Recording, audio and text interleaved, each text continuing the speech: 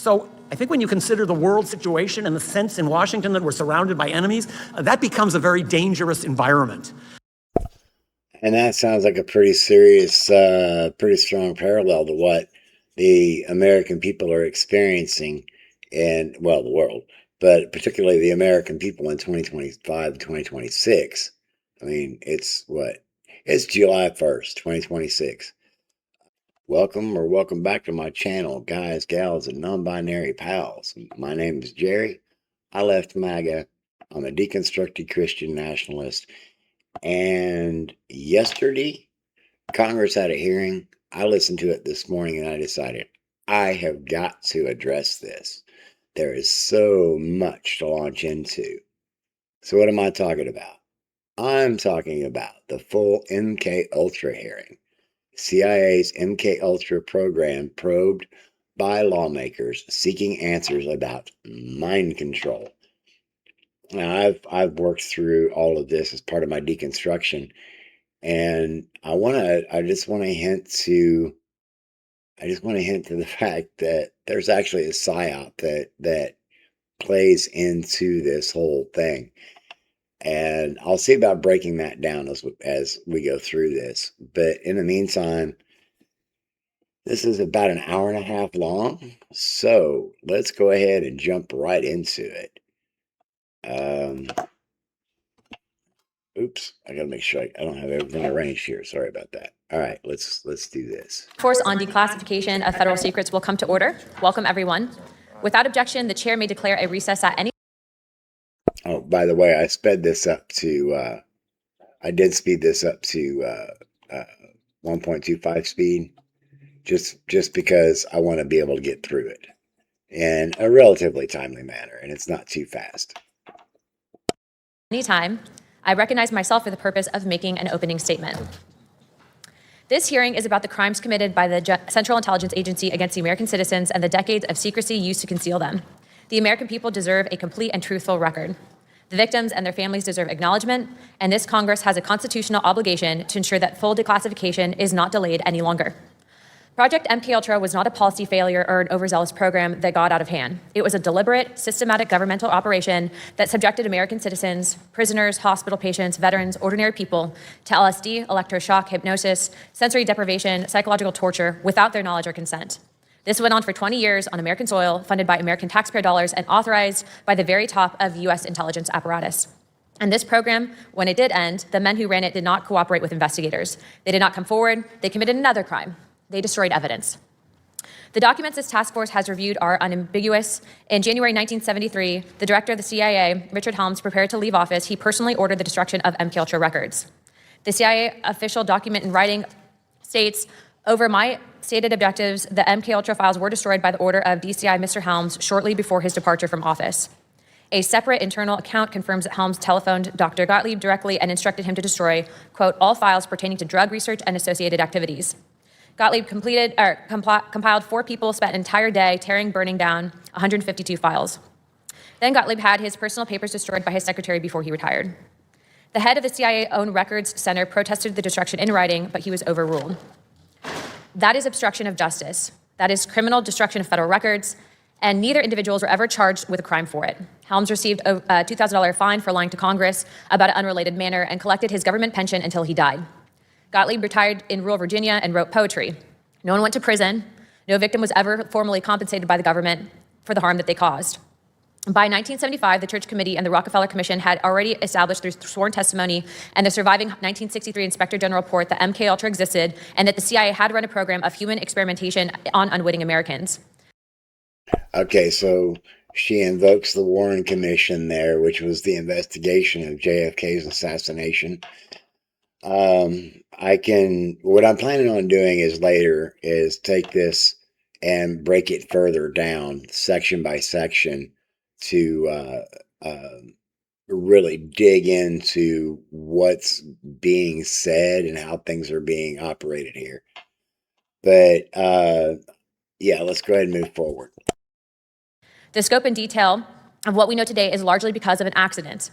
In 1977, an archivist diligently complying with a FOIA request discovered 7 boxes of MKUltra financial records that had been misfiled and escaped the bonfire. Those 7 boxes included the names of institutions, the name of subprojects, the researchers who participated, the specific operation that the CIA had funded, and without them, the vast majority of MKUltra would only be a rumor, just as Helms and Gottlieb intended. Those 7 boxes revealed that MKUltra comprised at least 149 subprojects, operated across more than 80 institutions, and involved 185 non-government researchers. They revealed that the CIA covertly contributed $375,000 to a hospital research wing, which was approved directly by DCI Alan Dulles, which Richard Helms concurrence, so the agency could use unwitting patients as experimental subjects in what their own documents called a hospital safe house. Now, something I want to point out here about Alan Dulles is he was the director of the CIA, director of intelligence. I think it was the third person to occupy the director's seat. Anyway, he took control of the CIA during the Eisenhower Nixon administration, which there's a connection to Alan Dulles having recruited Nixon while Nixon was still in the Navy. This is something else that I'm going to dive deeper into. If I haven't already, I think I may have already made a video about that, but if I have, I'll readdress that video when I readdress this segment. The CIO's Inspector General said in 1963 his classified report concluded that the program had exceeded the agency's legal chapter, and covert testing on unwitting subjects placed the rights and interests of U.S. citizens in jeopardy. The program ran for a decade that we know of, and they ignored their own watchdog. Let me be clear what I believe that we are dealing with here. Administering drugs to people without their knowledge or consent, subjecting humans to psychological torture, and using prisoners and hospital patients as non-consenting research subjects. These are crimes against humanity. The Central Intelligence Agency committed them, and then the director of the CIA was ordering the destruction of evidence. That's something that I want to put a pin in. That's involuntary experiments on people, on humans. Stick a pin in that. We'll get back to that later in the hearing. Today we will hear from 2 witnesses who have spent years unraveling the cover-up that our government ordered. Stephen Kinzer documented the life and crimes of Sidney Gottlieb in his book, Prisoner of Chief, and Tom O'Neill spent over 20 years investigating what the CIA buried and what they obscured that, in my mind, constitute some of the worst notorious crimes against humanity in the 20th century. Their persistence in the research in this hearing is possible simply because they are patriots. The American people deserve the complete record. The victims and their families deserve acknowledgement, accountability, and justice. And this Congress has a constitutional obligation to make sure that the CIA never does this again. With that, I'm going to be opening up first questions, and I'll hold my questions to the end to Representative Burleson. But before I do pass it, I did want to just note, a few weeks ago, we did receive reports. There was some back and forth regarding the CIA and ODNI pertaining to new MKUltra boxes that were discovered. Myself and Representative Burleson did go down to Langley. We did meet with the CIA, and the CIA is currently in the process of declassifying newly found documentation, although the documents, and I feel comfortable enough to share here, pertain specifically to a forgery program that was being housed under MKUltra. So as soon as those files are released, we will be putting out notification with your help to also comb through some of the newly released documents, but I did want Okay, something else I want to stick a pin in, because if they're newly rediscovered under the Trump administration, I'm feeling a little skeptical. I mean, I'm hopeful, but this is going to provide me with an opportunity to bring in my own work, my own research, as I further break this down and branch out. I want to give you a quick update. Without further ado, I would like to now recognize Representative Eric Burleson for his questions. Go ahead. Without objection, Representative Perry and Representative Higgins from Pennsylvania and Louisiana is waived on to the committee for the purpose of questioning the witnesses at today's subcommittee hearing. I need the opening statement. Yeah. And I'd like to now recognize Dr. Kinzer and the witnesses for the opening statements. I have to swear them in. Stephen Kinzer is a historian, journalist, and author of Poisoner-in-Chief, Sidney Gottlieb, and the CIA's Search for Mind Control. Tom O'Neill is an investigative journalist who authored Chaos, Charles Manson, the CIA, and the Secret History of the 60s. And Elizabeth Genexi, did I say that right, ma'am? Genexi is an independent consultant and former senior program officer at the National Institute of Health. We look forward to hearing what you have to say today on this important subject. Pursuant to Committee Rules 9G, the witnesses will please stand and raise their right hand.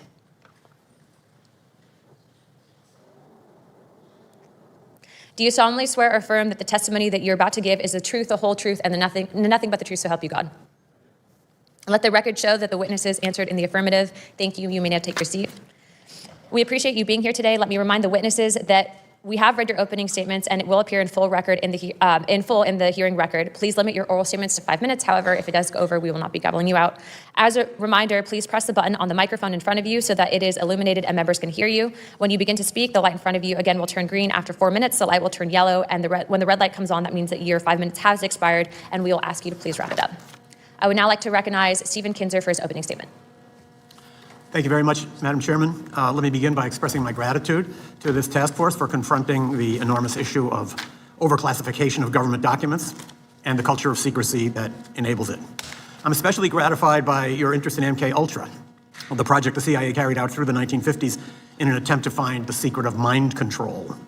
MKUltra was one of the most secret government programs in American history. The chemist who directed it, Sidney Gottlieb, lived in total anonymity.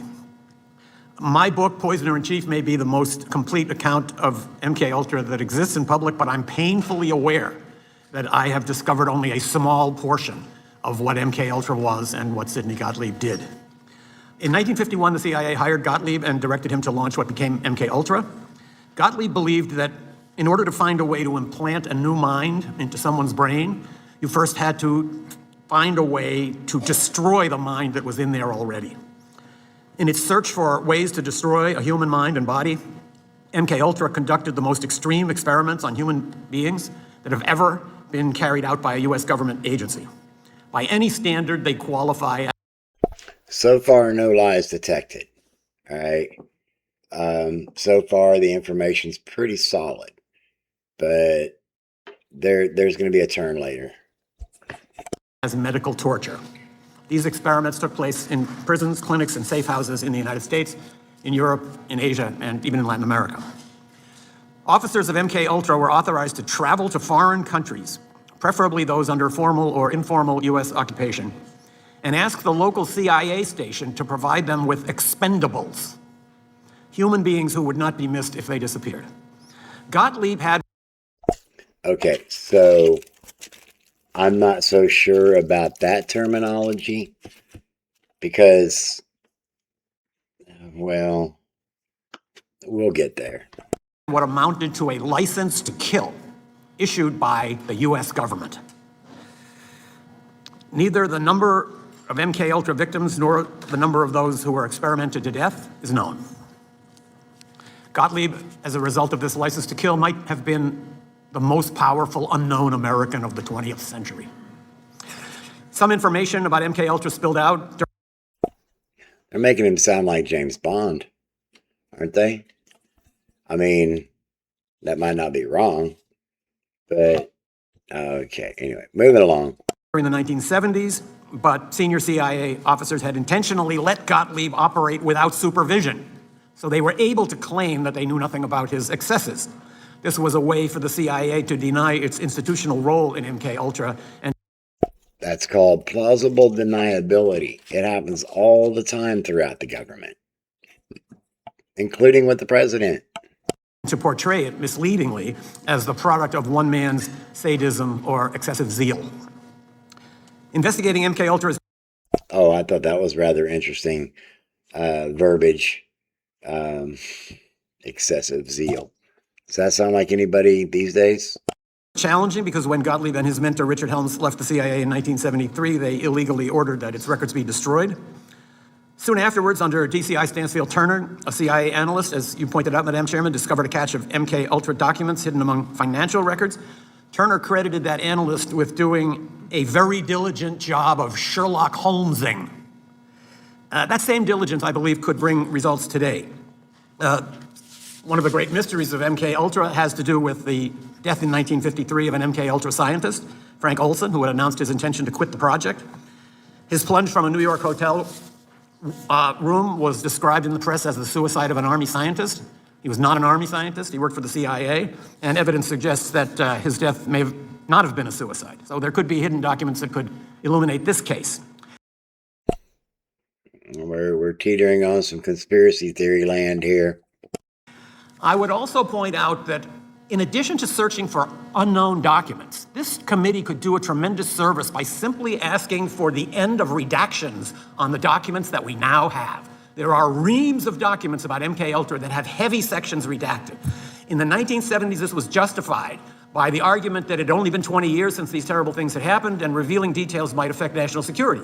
Now 70 years have passed. That argument can no longer be valid. So I would urge this committee to try to fill out all the blank spaces in the documents that we have, because we know that is there.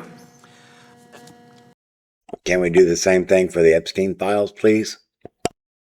This task force could also consider trying to determine whether some new incarnation of MKUltra exists today. When the main phase of MKUltra drew to a close in the early 1960s, Sidney Gottlieb concluded that it had failed. That in fact, there is no such thing as mind control. Even if he was right, however, he may have been right only at that time. In the many decades since then, there have been enormous advances in cyber technology, in artificial intelligence, in neuroscience. Covert agencies may have access now to tools for mind control that Sidney Gottlieb could not even have imagined.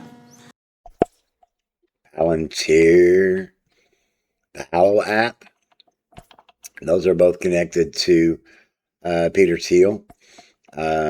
Twix, Twitter X, that's Elon Musk, but Elon Musk and Peter Thiel have been riding together since PayPal, so, and there's more.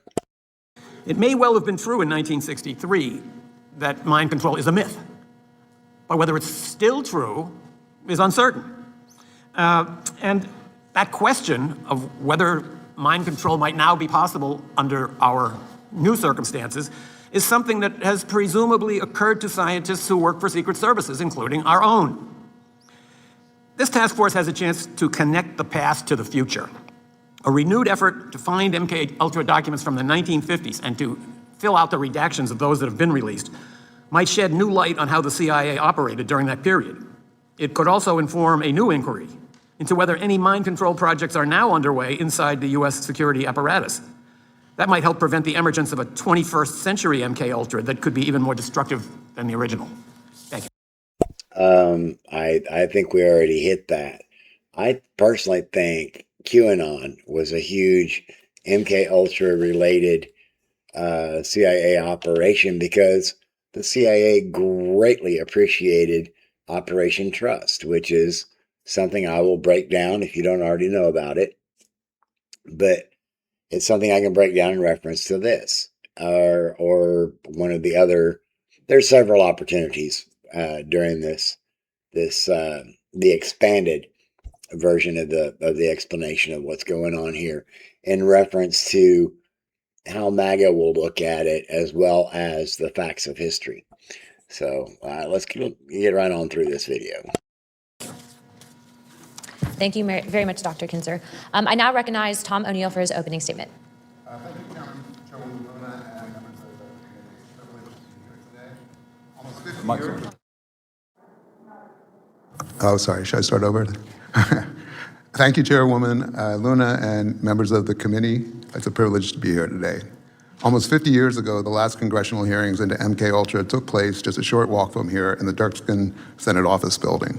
At those hearings, convened in August and September of 1977, representatives of the CIA told Congress and the American people that its 25-year effort to control human behavior had been a colossal failure. Because I believe Congress was never told the truth about what this program actually achieved. In fact, I believe the agency misled Congress in 1977 when it characterized MKUltra as a failure. My name is Tom O'Neill, and in 1999, I accepted a magazine assignment to write a story about murders committed by a group of hippies called the Manson family. For those unfamiliar with this horrific episode of American history, in the summer of 1969, 4 young people acting on the orders of a cult leader named Charles Manson went to the home of movie director Roman Polanski and murdered everyone they found there, including his 8.5-month pregnant wife, the actress Sharon Tate. The victims were complete strangers to their killers. The following night, Manson's followers murdered another couple in the same grisly fashion. At the time I accepted the assignment, I'd never heard of MKUltra, and I wouldn't for another 2 years after I'd missed countless deadlines, lost the assignment, and fallen down a nightmarish rabbit hole trying to answer the question I couldn't quite shake. How had Manson, a barely literate ex-con, acquired the ability to persuade ordinary young people to murder complete strangers simply because he had told them to? Actually, I have answers on that. See, while Charles Manson was in prison before he got his parole and everything that comes up later, Charles Manson did like 150 hours of Scientology auditing. And then after he left, he wound up hanging out with a bunch of cats over at the Church of the Final Process before he went to California to Laurel Canyon and got tangled up in that whole mess. So let's get back to this hearing, and I'll bring details on that other stuff later. The pursuit of the answer to that question led me to Dr. Louis Jolyon West, known to his friends as Jolly. West was one of the most influential psychiatrists in America. And the arch rival of L. Ron Hubbard. During his career, he crossed paths with some of the most controversial events of the 20th century, including the Patty Hearst kidnapping case and the aftermath of the John F. Kennedy assassination investigation. In 1977, West was one of 7 academic researchers named in a front-page New York Times story alleging that the CIA had used American universities, hospitals, and prisons as secret laboratories for experiments involving LSD and other drugs on unwitting human subjects. West vigorously, among other things. It wasn't just mind-altering substances. There were mind-altering physical experiences as well, and they'll mention some of that later. denied the allegations. He acknowledged that the agency had approached him, but insisted he had refused because he said LSD was too dangerous and unpredictable to be used on humans. He added that he limited all of his research with LSD to animals. The revelations in the Times led directly to the congressional hearings held later that year. West's denials, however, were effective. He was never investigated, and his name never came up at the hearings. I'll spare you the long and tedious story of how my Manson reporting led me to West, except to say that I eventually learned that in 1967, when Manson transformed into the cult leader we are familiar with today, he and his followers were receiving free medical care at a clinic in San Francisco, where West had established a base of operations for a research project he was conducting nearby. After becoming intrigued by the allegations against West, I learned that UCLA, his last academic home, had inherited his paper following his death in 1999.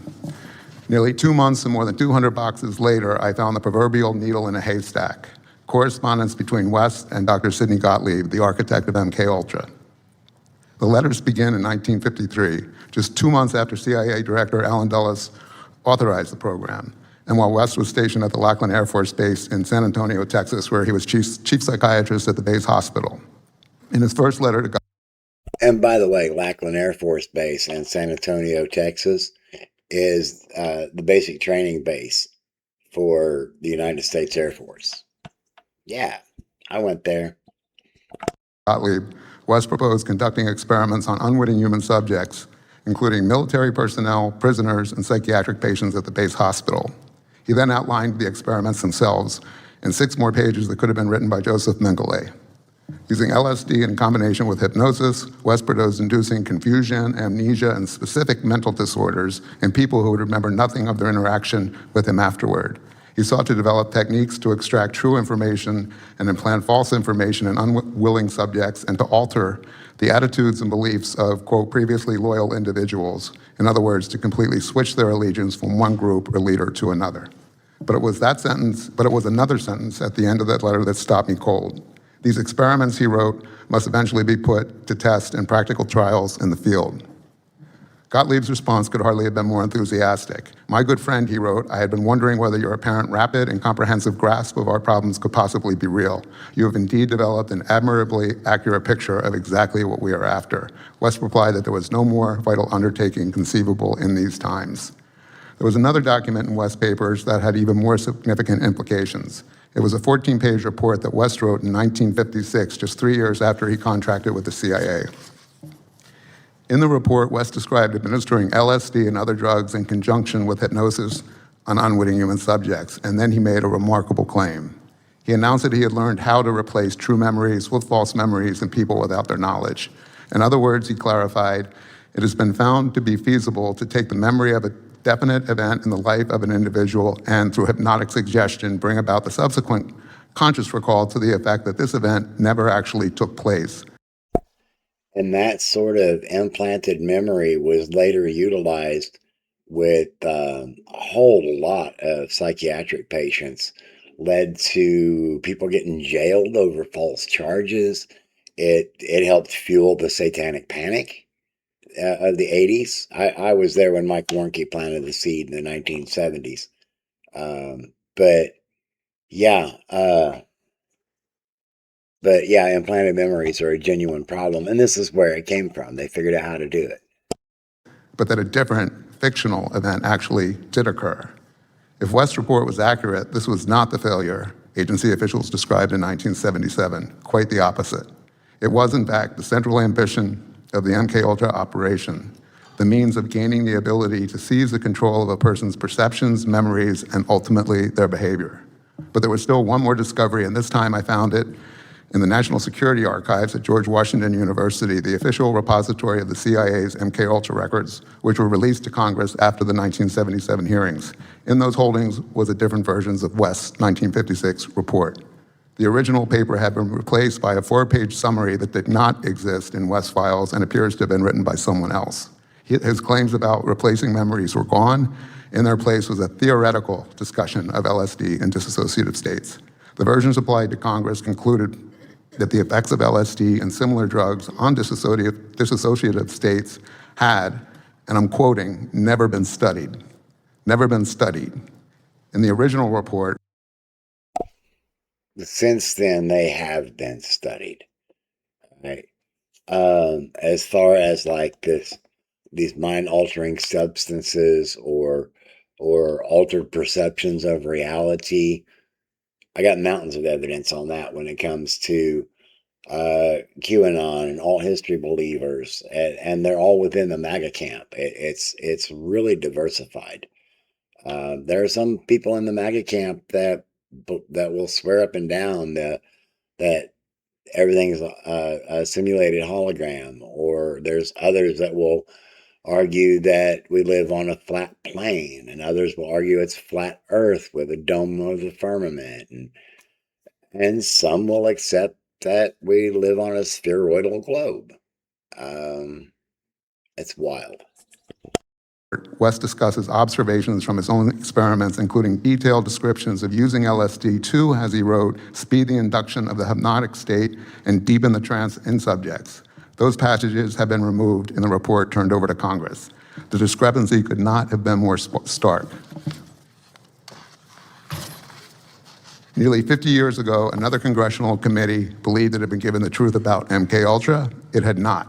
In conclusion, I respectfully submit that these records, some newly available and others that remained outside the government's disclosure for decades, warrant a thorough re-examination of what the program accomplished, what Congress was told, and what may still remain hidden. I'm happy to provide the documents I've referenced today, and I've provided many additional details in my written testimony. Thank you, Mr. O'Neill. I now recognize Elizabeth Janek. And I can go to the House Oversight Committee's webpage and pull up this additional information and bring it to you in a different video. For her opening statement. Chairman Luna and distinguished members of the committee, thank you. By the way, hang on a second. Let me, I just wanted to, that smug little grin right there. She knows it's a setup. And I hadn't picked up on it completely earlier, so I'm glad I'm going back through this. But yeah, anyway. Chairman Luna and distinguished members of the committee, thank you for the opportunity to testify today. I'm a health research scientist with a master's and doctoral degrees in psychology from the George Washington University. I spent 22 years from 2003 to 2025 as a scientific program official at the National Institutes of Health, managing more than $132 million in health research grants and co-authoring 18 federal funding programs. I left the NIH in April of 2025. I'm here today because what is happening to NIH right now is not reform. It is the replacement of scientific judgment with political control. Now, those are important words. Remember that she credentialed herself as a psychologist, and she's now expressing concerns about a political narrative over science. Please stick a pin in that. For 80 years, U.S. federal investment in biomedical research produced outcomes that no private market would have funded. Heart disease is the leading cause of death in the United States. NIH-funded research on blood pressure, cholesterol, and smoking drove a 56% decline in heart disease between 1950 and 1996. Cancer has been transformed. Treatments for breast, lung, prostate, and childhood cancers, along with immunotherapies that converted previously fatal diagnoses into manageable conditions, trace directly to NIH-funded research.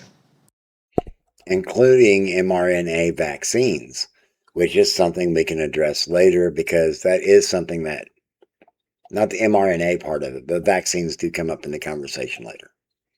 And it's totally unrelated.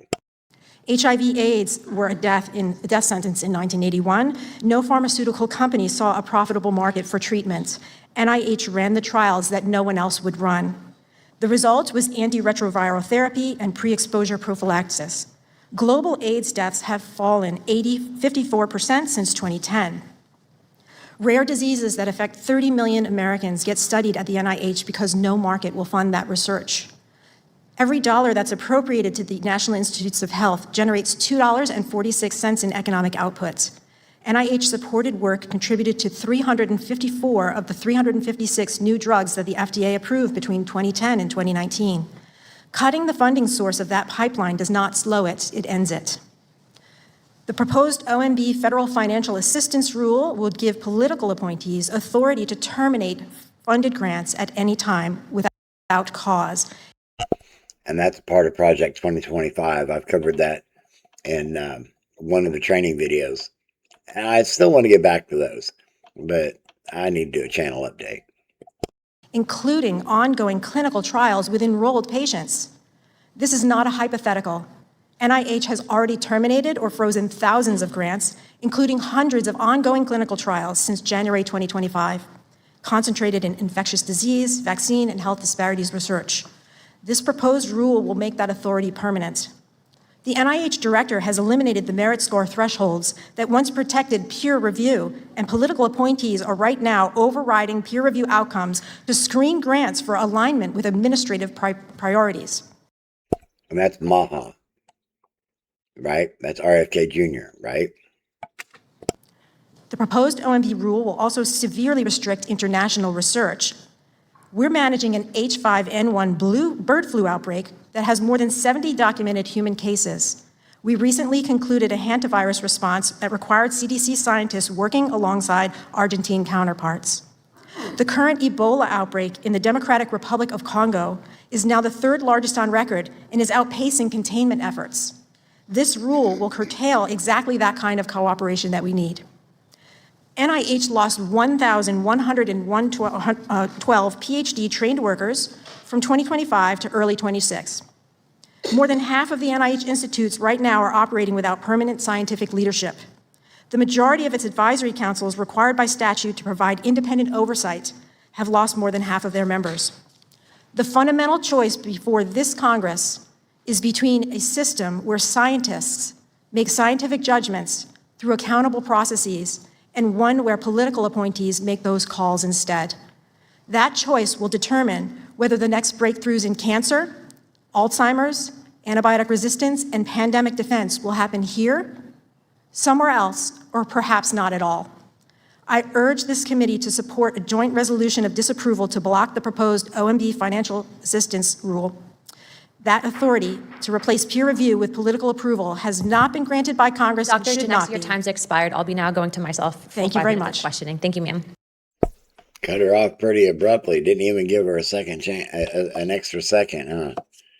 Anyway, so yeah, let's get into the Q&A session. My first question is for Mr. O'Neill. MK Naomi, the joint CIA-Army program that ran parallel with MKUltra at Fort Detrick, appears to have been run with deliberate minimal documentation. Army records on Special Operations Division have apparently been destroyed. In your investigation, what did you learn about MK Naomi, and do you believe its activities were even more serious than what we know about MKUltra?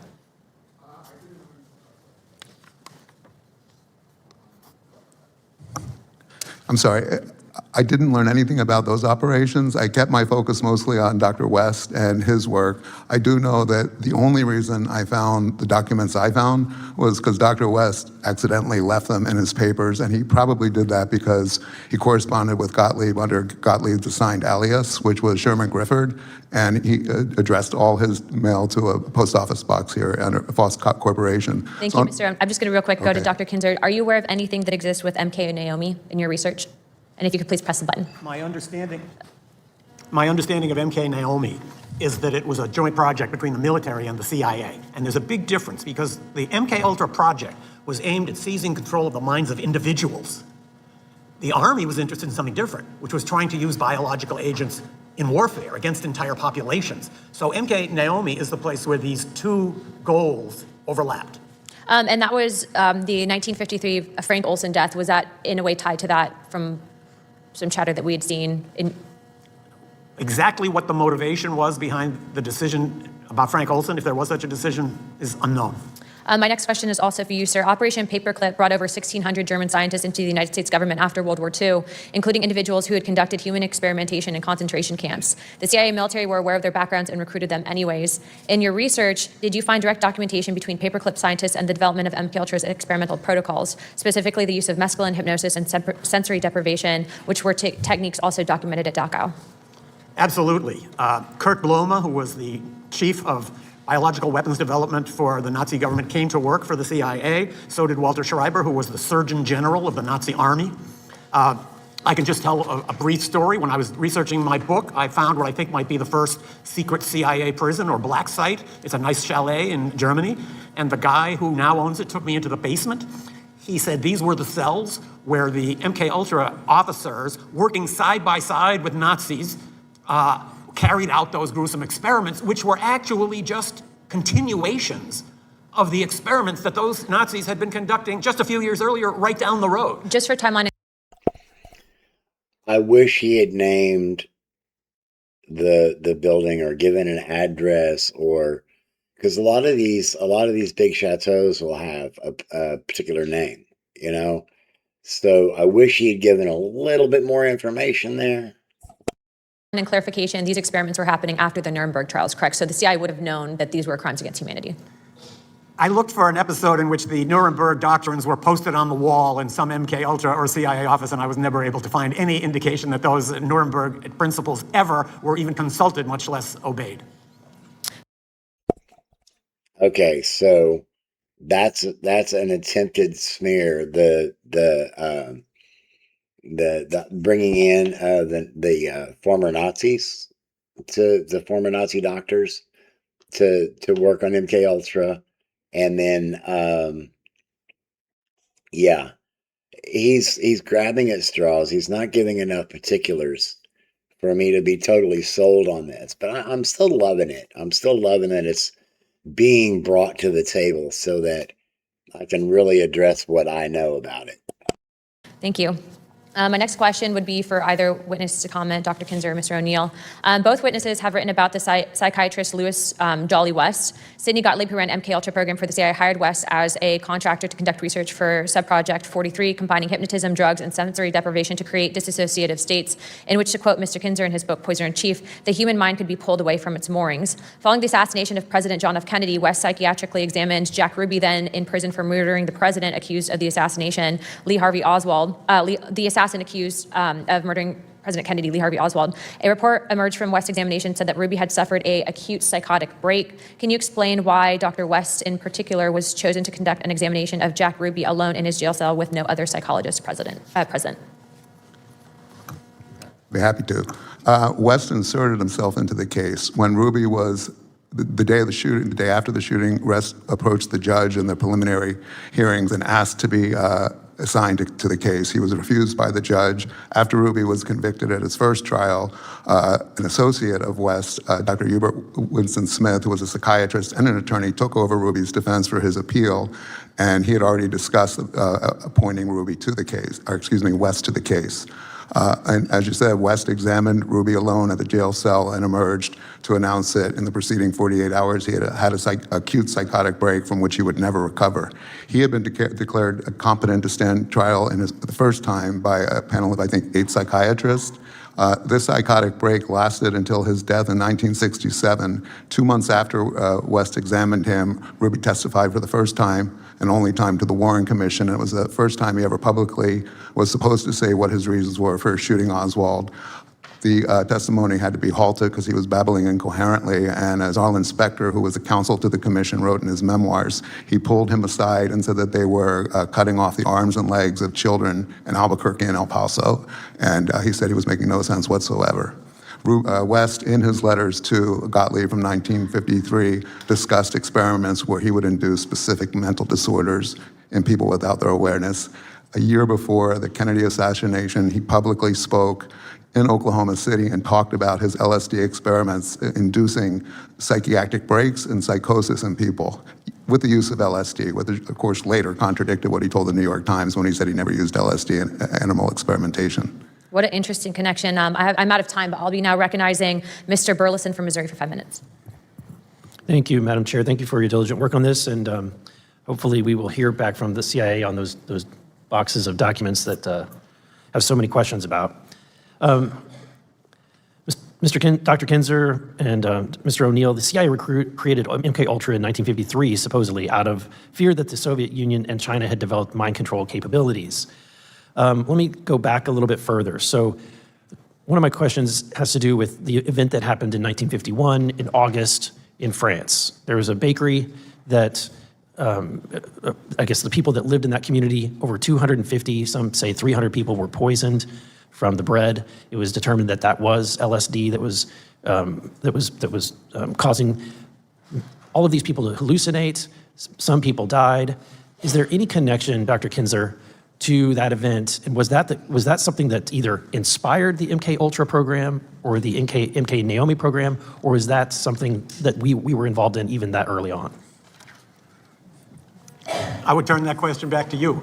I don't think anybody really knows the full story of what happened at in that town in France, that the United States could have been involved, that this could have been part of what was then called Operation Artichoke, the predecessor for MKUltra, seems to me not beyond the realm of possibility. There's a lot of overlap between the ergot enzyme that is the basis of LSD and certain rye and wheat funguses that can be used in breads. Was that something intentional? Was it something the Americans were involved in? I have my suspicions, but just based on my background as a journalist, I don't operate on suspicions. So I would love to see more investigation of that episode. Now, please do be aware that I'm going to be digging deeper into both of these guys, their writings, and so on. I will be working up a profile on these two gentlemen. We'll get back to the young lady after a while. My next question has to do with, once the program began, I think one of the most shocking things that we've determined is the Operation Midnight Climax that occurred in the early 1950s, 60s, where the CIA had safe houses, and there was, I would say, Dr. Kinzer, I mean, this is extremely disturbing behavior that was happening, where you had American citizens who were being lured into these brothels and then dosed with an hallucinogenic and then filmed during their sex acts. Was there anyone prosecuted for these crimes? No, there have been no prosecutions for any crime related to MKUltra, as far as I know. To me, the remarkable aspect of that Operation Midnight Climax was that there wasn't even the pretense of scientific experimentation. The person watching behind the one-way mirror was a grossly overweight drug officer sitting on a portable toilet and drinking cocktails out of a pitcher. That sounds like a right-wing conspiracy theory to me. I mean, it's possible, but Operation Midnight Climax was about duping people without their awareness into a blackmailable situation. Was it possible? How easy was it to do? And yeah, that was Operation Midnight Climax. There was nobody there that was a scientist or somebody who understood sexual behavior or human psychology. So there was no science involved in it at all. I can add a little footnote. When I was researching Poisoner-in-Chief, I came across a document in which one of the officers involved in setting up that program, Operation Midnight Climax, said that Sidney Gottlieb himself used to fly from Washington out to inspect the project regularly and always asked that women be provided for him. So That was my next question. Do you think that wonder, the agents were involved in the sexual encounters? well, and could that have actually been the reason why the bordello was opened? There was no prospect of any serious scientific result out of that project, given the personnel who were overseeing it.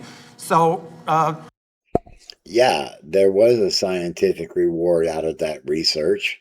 It gave them the controllers, the ones running the operation wherever you apply it, the understanding of how dissociative states, like being under the influence of hallucinogenics, can lower an individual's inhibitions to a point to where they're pliable into a blackmailable situation where now you have leverage on them for later.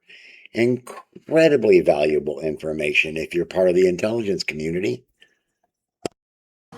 those CIA officers, particularly Gottlieb, involved in overseeing Operation Midnight Climax, certainly were able to take advantage of what it offered. Thank you. And my last question, first I want to say thank you to Mr. O'Neill, the book Chaos. I checked it out from the Library of Congress and greatly appreciate your work there. I was intrigued by one of the statements that you made based on your research that the MKUltra program, they were actually successfully able to replace memories. And because of that, I'm wondering if, and Dr. Kinzer, you can chime in if you have any knowledge of this, did the program continue, and do you think that the program in some aspect is still continuing today? You're asking if the program continued after 1973 when That's it was halted, supposedly. I honestly, that's a question I'm asked at almost every appearance I do. Is it happening today? Did it continue? I don't know. I can't imagine that it didn't, though, because the technology that they worked to establish over 20, 25 years and spent more money on than any operation the CIA ever conducted was successful. I imagine it's being used. I have no evidence of it being used, so it's a complete assumption. I have evidence that it's being used.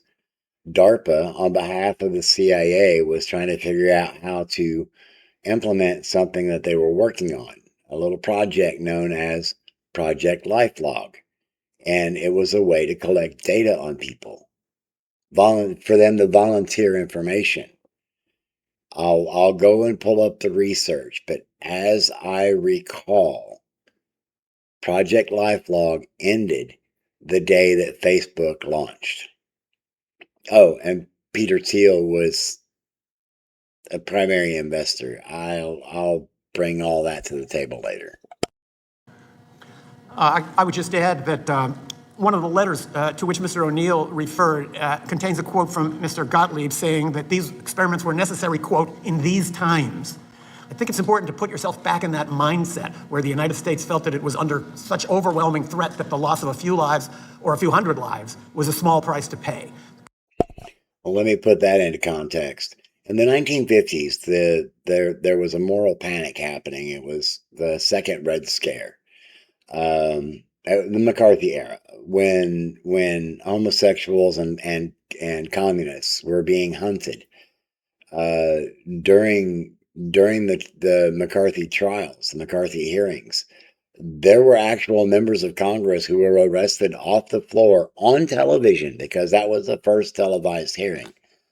But there were members of Congress who were actually arrested off of the floor of Congress and escorted out of the building. I'll dig into that later. Commitment to a great cause is one of the most fundamental justifications for committing immoral acts. And patriotism is among the most noble of causes. It can be twisted, and it can be used as an excuse to carry out research under the guise that this is simply research we're doing to protect ourselves against others. And I think that is a mindset that may still be active in some parts of our government. Thank you, John. Yeah, like QAnon and MAGA, you think? Anyway. gentlemen. Thank you, Madam Chair. My time has expired. I yield back. Thank you, Mr. Burleson. I now recognize myself. Thank you to the witnesses for coming today to testify about MKUltra. Dr. 26, you said you worked for the NIH, is that correct? That is correct. And you left in 2025? That is correct. I noticed during your opening statement that you had nothing to say about the content of this hearing being about MKUltra. All right. Now that's why I pointed out that grin was a setup. It signaled that there was a setup. Your statement seemed to be based more on your issues with this administration's attempt to reform and rein in the NIH. Is that a fair assessment of your opening statement? My opening statement was talking about the destruction of the NIH and cancellation of grants and political control of the NIH.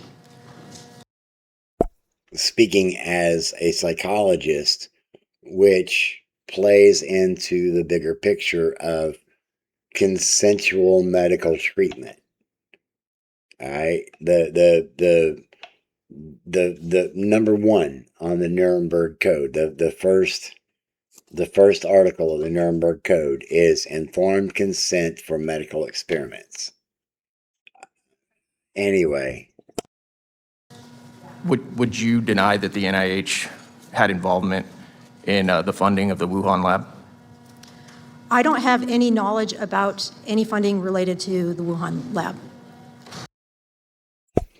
Okay, so now we're getting definitely into conspiracy theory land because MAGA believes that COVID-19 was the COOF, as they call it, was a big PsyOp, and that the NIH was covering up Dr. Fauci and, oh goodness, I'm drawing a blank on all that research now.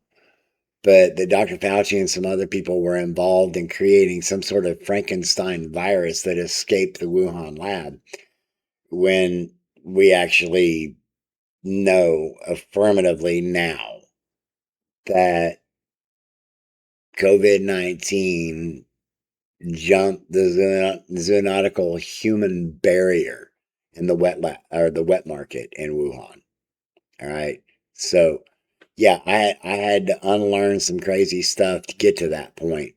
This is what he's referring to. So are you denying that the NIH?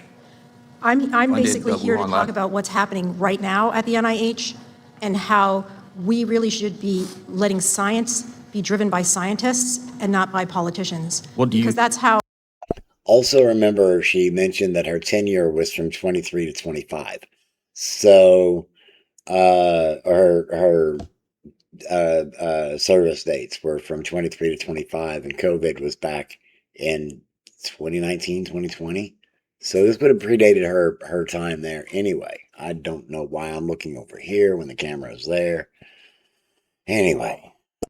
How we fund cures and make health progress. Well, with all due respect, ma'am, do you find it ironic that for years we were told to trust the science, and then in the aftermath, we've all found out that most of what we were told during COVID was a complete lie, and it wasn't scientific at all?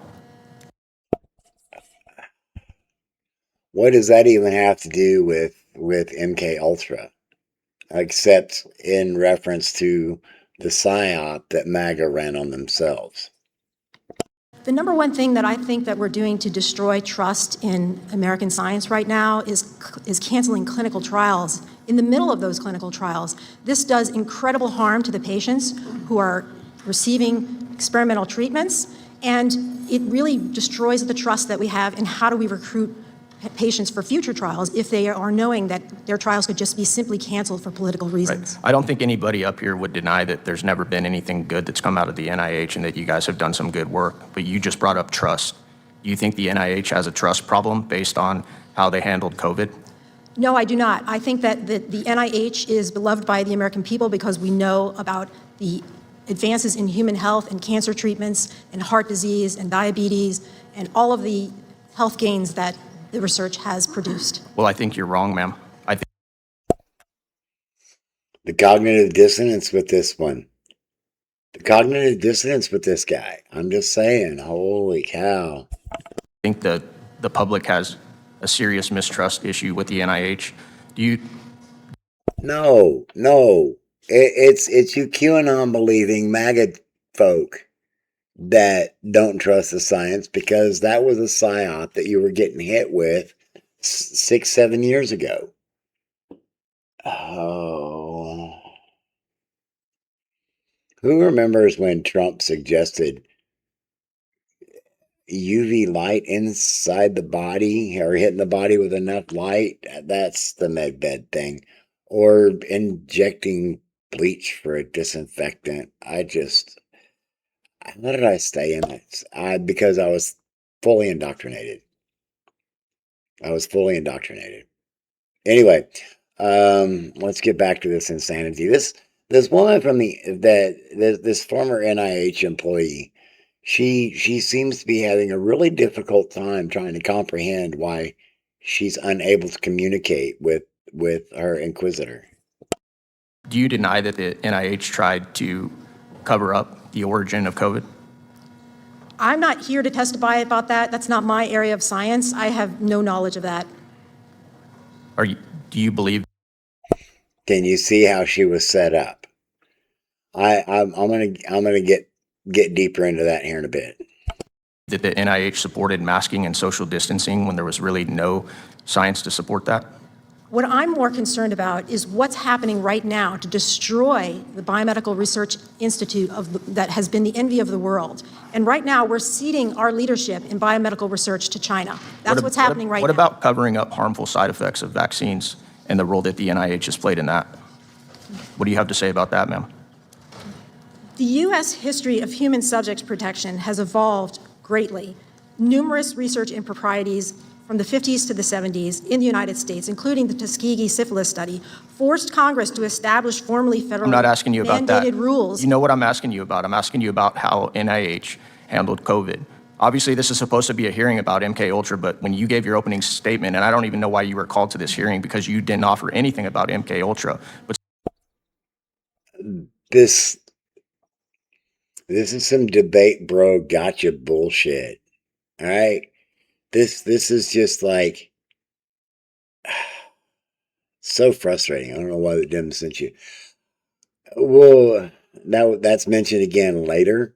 I don't know why you were sent here. I think it was Nancy Mace later says, I don't understand why the Dems sent you here.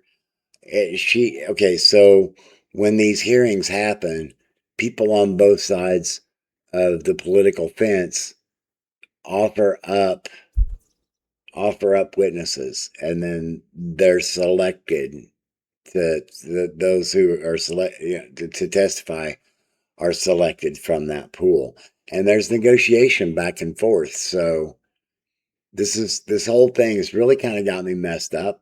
I mean, again, I'm glad that they're bringing it to the table. I'm seeing a lot of right-wing nonsense in here. And I'll be digging deeper into the panel as well as the two authors, but they set her up. They set her up.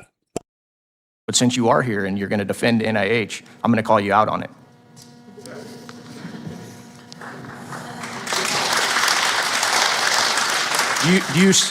Do you see now what I'm talking about? When you say that the NIH doesn't have integrity problems and trust issues, did you hear the applause in this room?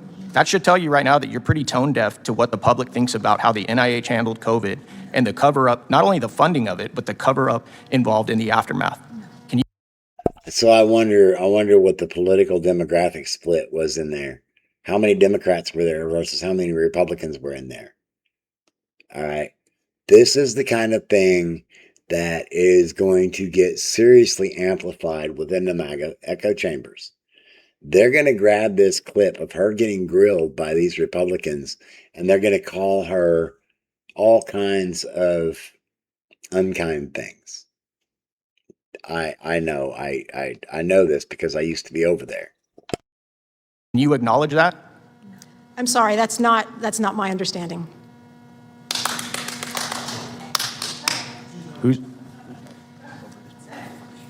Thank you.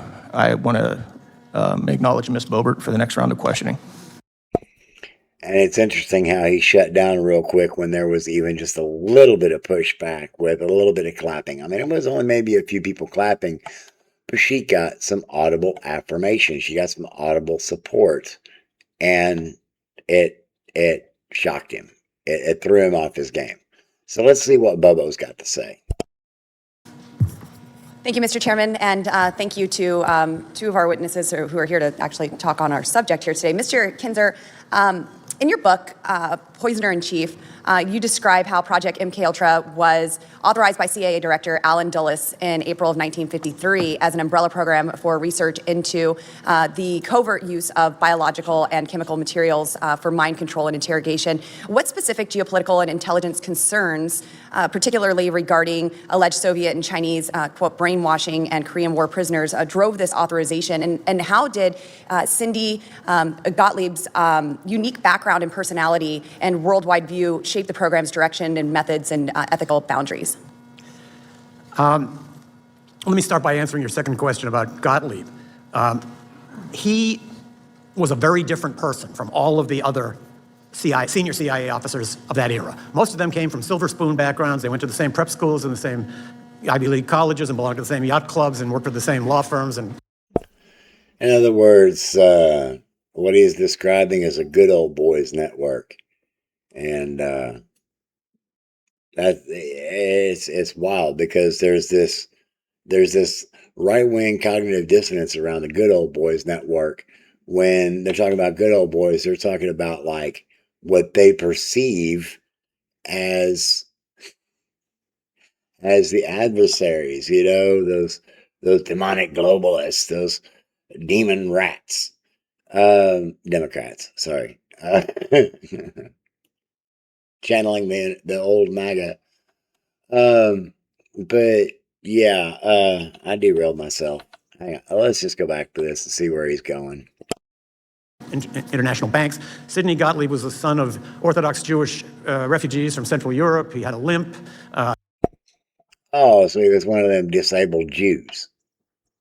Yeah, that's how they'll play that part of the story. See, that's why I'm wondering about the whole intent behind this thing. I'm seeing a lot of really clippable moments that the right wing will grab onto to further reinforce their cognitive dissonance. He had a stutter. He went to Hebrew school. He was so different from all of the other officers. And upon reflection, I think this may not have been an accident.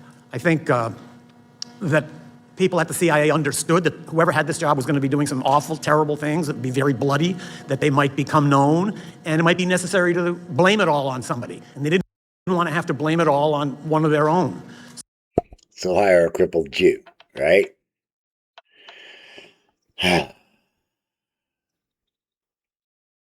White supremacy is just a really nasty brainworm.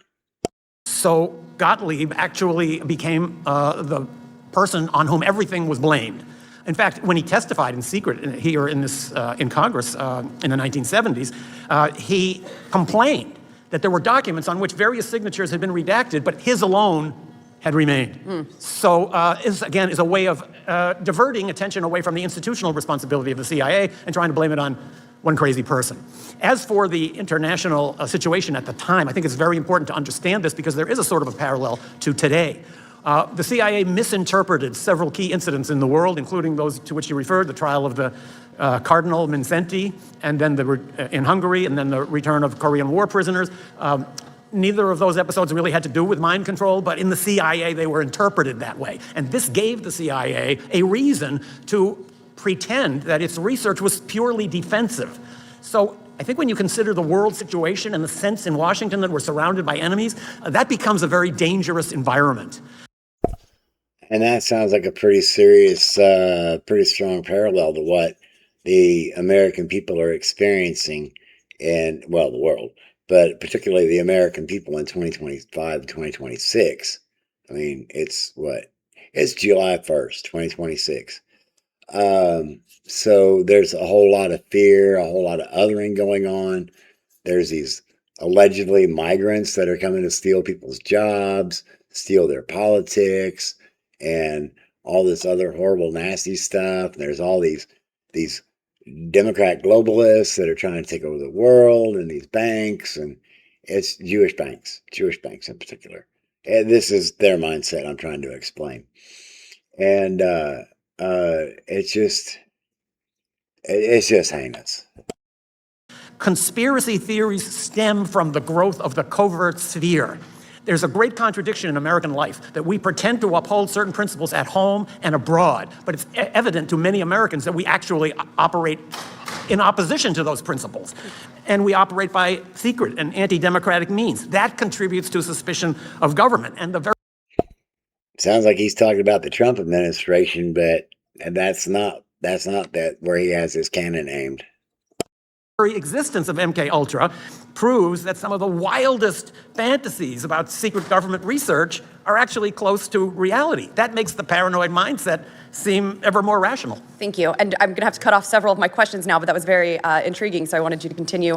MKUltra ultimately encompassed at least 149 sub-projects involving more than 80 institutions, universities, hospitals, prisons, pharmaceutical companies, often funded through cutout foundations to conceal CIA sponsorship. Can you detail how these funding and operational security mechanisms worked in practice? And then just another subset, if I don't get back to asking a question, did the CIA or government or any of these entities ever say that what they were doing with MKUltra and mind control were productive or for the betterment of humanity? Did they ever make those claims?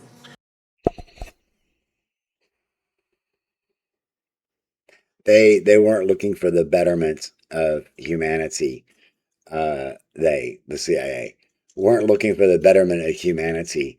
In fact, according to right-wing conspiracy theories, Operation Mockingbird, which will come up later, and I will, if it hasn't already, I will do an extraction from this and get into more about what Operation Mockingbird was about, but it was with examples. But in a thumbnail, Operation Mockingbird was about the intelligence community capturing news outlets, media outlets. Thank you. As for your second question, I'm not aware, other than in private communications, that the CIA ever claimed that it had made great advances under MKUltra, because it largely denied that MKUltra ever existed. As for the foundations, yeah, these are, Sidney Gottlieb created a couple of bogus foundations. They're called cutouts in CIA slang. And these are foundations that appear to be Another way to look at cutouts is front organizations. independent, but actually are fully funded and controlled by the CIA. It was those foundations that approached hospitals and clinics and asked them to become involved in research, particularly into LSD. So many of the institutions where these experiments took place did not even realize that those foundations were actually covers for the CIA. Thank you very much. And Madam Chair, I yield. Thank you. I now recognize Representative Mace from South Carolina for 5 minutes. Thank you so much. Dr. 26, you work with the NIH, correct? No, I am no longer affiliated with the NIH. When did you leave the NIH? April of last year. April of last year. Did you ever speak with Anthony Fauci or any of your NIH colleagues when you were there about the NIH's role in funding the Wuhan Institute of Virology or the development of COVID-19 virus? No. See, coming back to that whole gotcha thing with that whole debate bro style. Do you believe that the NIH or Dr. Fauci lied to the American people about COVID? No. Are you familiar with Dr. Fauci's statements to Congress about COVID? No. You didn't watch any of Dr. Fauci. You worked at the NIH and you didn't watch any of Dr. Fauci's. No, I did not work at NIAID. Okay. Do you think that do you think the COVID shots harm American citizens? No, I do not. Do you think that the COVID shots cause turbo cancers? No. Have you read any? Do you know if the NIH or NIAID track COVID shot injuries or cancers or anything harmful from them? I am not aware of any harmful tracking, and this is not my area of expertise, no. And you'll know she keeps going back to that, but they still keep trying to question her, because what's going to happen is the clip bros are going to grab these things and they're going to point at this young lady and call her an idiot. They're going to look at her haircut. They're going to look at her glasses. They might even catch this freeze frame, and they're going to have some really derogatory things to say about her, because, yeah, they're cry bullies. What is your area of expertise? I'm a research psychologist, and I did not work at NIAID. And you're here for what reason? I am here to testify about what is happening to the NIH right now. You're not here to testify. So you'll note there, she had a completely different intent, which meant she should have been placed in a different hearing, which means she was set up to fail. This is part of the negotiation. And it's looking to me like these are all Republicans. So there may not have even been any Democrat input, which means she was baited and trapped. Really horrible tactic these people utilize. These people like Nancy Mace and these other Republican members of Congress that back Trump. Testify about MKUltra. I am not an MKUltra expert, Why did the Dems send you here if you're not an MKUltra expert? but I am an expert in human subjects protection, which is related, and in the conduct of human subjects research. Okay. But you don't know anything about MKUltra, which is the purpose of this hearing. All right, so They're going to run with that too. The clip bros, the right-wing content creators, they're going to try to leverage that and try to point out how dumb and stupid these doctors are. Oh, look, she's got a degree and she doesn't know about this. It's because it's not part of her field of study. This is why I'm saying, anyway. I have a couple questions for our witnesses who are here to talk about MKUltra, and thank you, gentlemen, Dr. Kinzer and Dr. Nancy Mace. That was unnecessary snark. That was so alt-right. That was so QAnon. Mr. O'Neill. What are some of the worst abuses that you're aware of in the MKUltra program? I can start by just naming, I'll talk about one in particular that always sticks in my mind. In the federal prison in Lexington, Kentucky, a group of African-American inmates was segregated and fed what were described in the protocol as double, triple, and quadruple doses of LSD every day for 77 days. Did they all survive? We have no idea Okay. what happened to them. This has stuck with me ever since I wrote that book. What happened to them? Did they ever find out what was given to them? Did they think they were going crazy? Did they? I think if the. Do you think we're still experimenting on prisoners or people in prison today? I don't have any information about that. Okay. I do. How about denial of treatment, denial of medication? How about sending trans people to prison and cutting off their hormone treatments and such? What about bad food in the prisons? Controlling the food supply for complicity's sake. Yeah, it's utilized in the prisons all the damn time.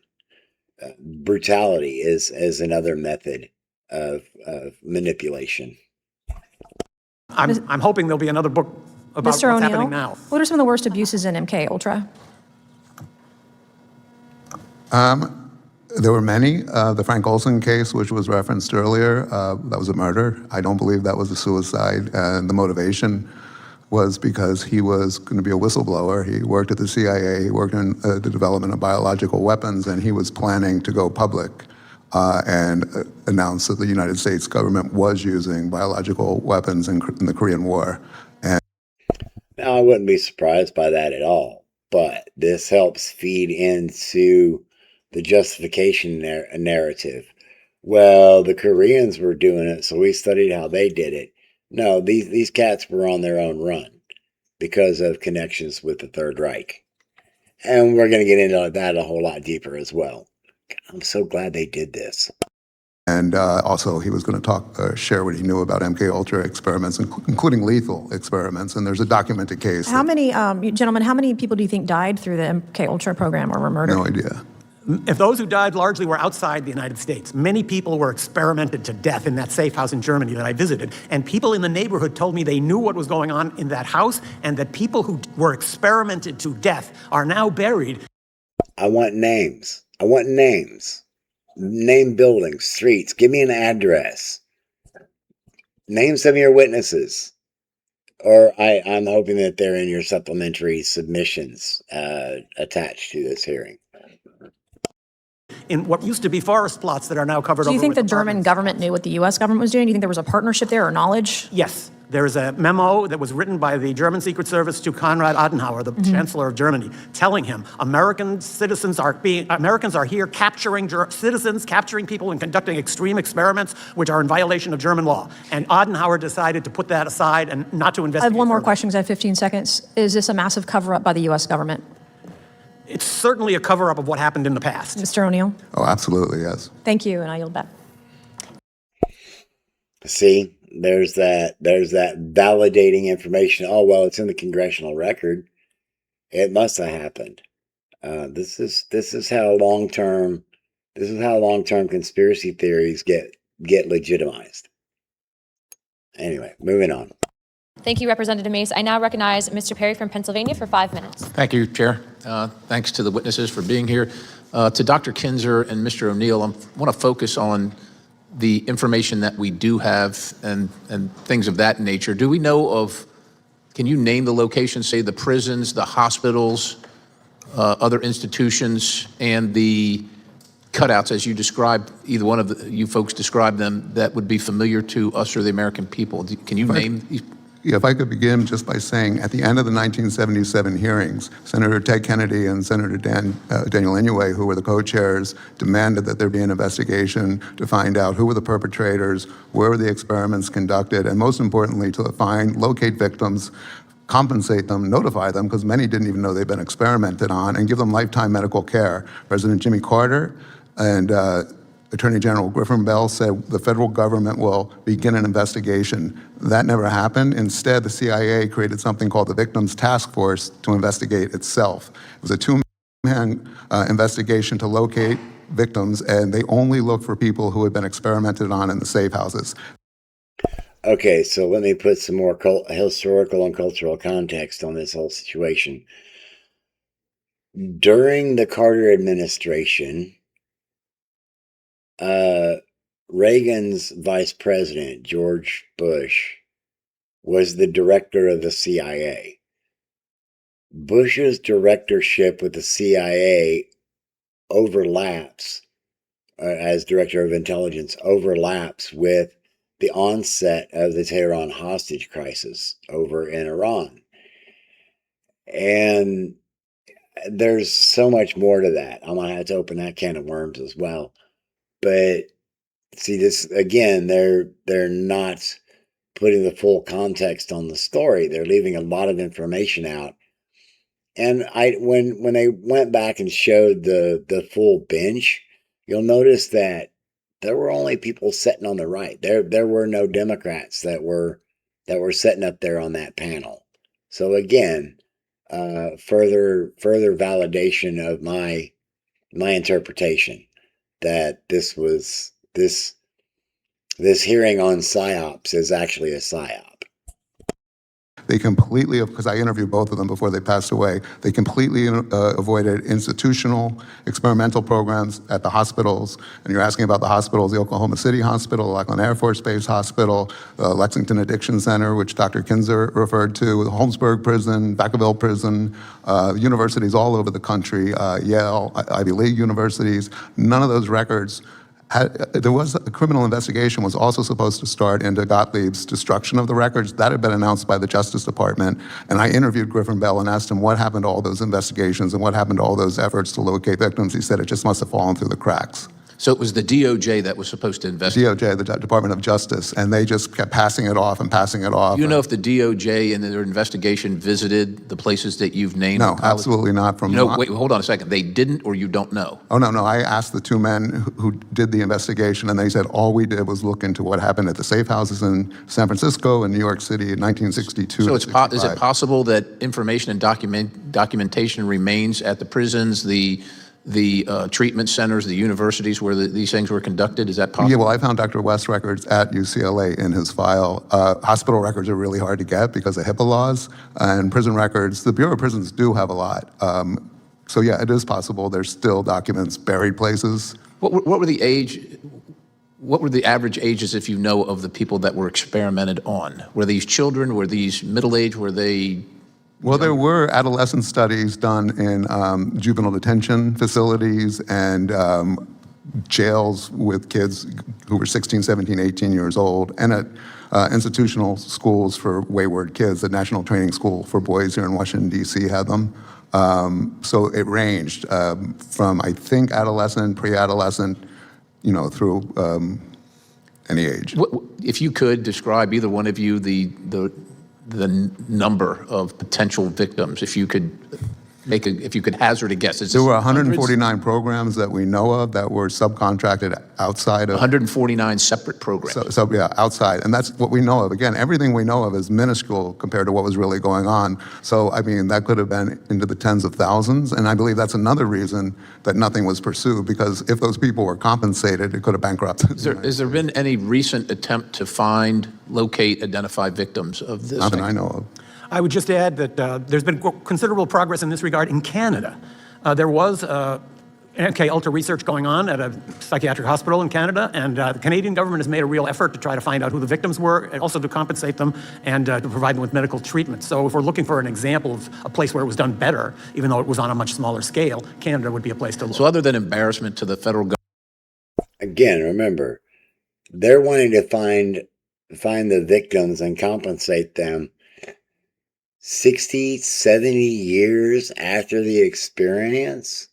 So if they were in their 30s, they'd be 100, right? If they're still alive. Oh. Government, maybe agencies involved, and particular individuals who are probably likely deceased at this point. What is the reason for the mass redaction of the information that we do have?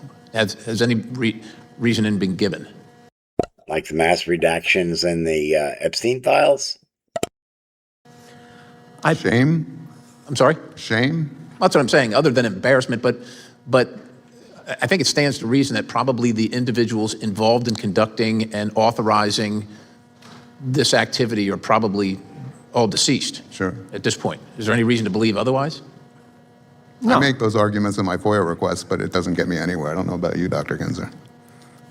All right, my time's expired. I'll give you. Thank you, Representative Perry. I'm now going to go to a second line of questions. So I'll be recognizing myself, followed by, I believe, Representative Bober and either of the representatives if they'd like to join in. I wanted to elaborate further, Dr. Kinzer, on what you had stated about potentially there being bodies, the locations, Germany, because I'm going to reach out to the German government after this to get the ball rolling on that, if that is indeed the case. Can you just elaborate further on what you were hearing from people in that area, what they were saying, and then also to potential locations of bodies? First of all, the memo that Chancellor Adenauer received is on the record. You can find that memo warning that these operations are going on. I did speak to people who lived in that area, and they all understood. Some of them had cooperated with an investigation by a German magazine, Der Spiegel, that called that house the CIA torture center. And in that article, it said there were deaths, but the number is not known. So it was a secret to us. But what we were doing in that house was really not even a secret to the people in the neighborhood. It reminds me of the bombing of Cambodia. It was a secret to us, but if you were living in Cambodia, you would have known about it. So I think there is fruitful ground for research looking into what happened in Germany and seeing what can be found out about these hugely destructive and devastating projects that were essentially systematic torture going on in this house and who knows how many others. But we can't look at the systematic torture and bad behaviors in general, just heinous behaviors going on in the ICE detention camps today. Or we can't look at the fact that there's billions and billions and billions of dollars being poured into the military-industrial complex while healthcare benefits and food benefits are being cut from the American people. We can't look into that, but we want to look into MKUltra. And how about those Epstein files? When can we start seeing those files turned into trials? When can we get those redactions removed? Just to confirm, too, when you found the initial transcripts with the Chancellor or correspondence, was there a response from the U.S. government to the Germans? No. The U.S. government would possibly have advised Adenauer not to pursue it, but I don't think Adenauer would have even needed to be told that. He would see it, he would understand his close partnership with the United States made it impossible for him to criticize anything the U.S. was doing. Don't forget, this was not so long after the end of the Second World War, so no. But Eisenhower became president. He could have made the changes. Besides, Eisenhower was a Republican. And if you look back at Eisenhower, the Republican platform then sounds an awful lot like the Republican or the Democrat platform today.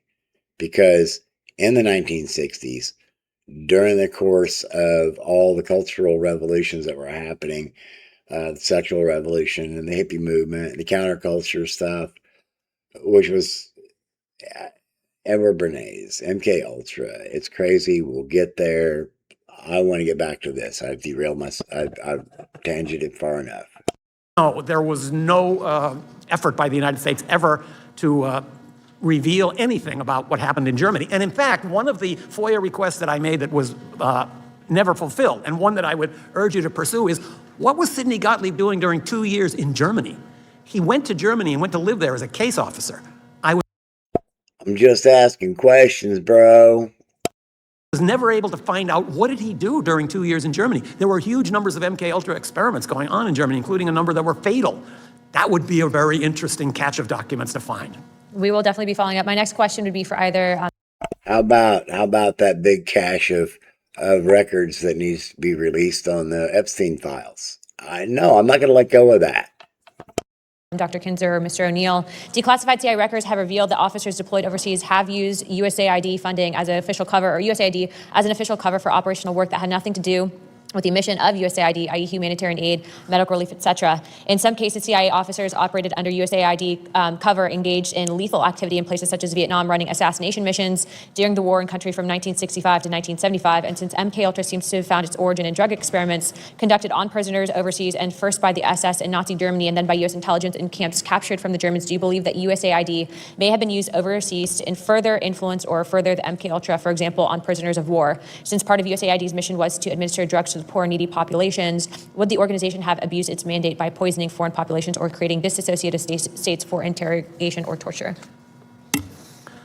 I can't speak directly to AID, but it's certainly true that during this period, after the Second World War, the United States was using publicly announced and official U.S. government agencies to carry out covert action.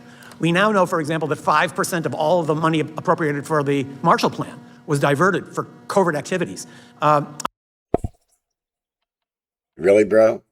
We know that.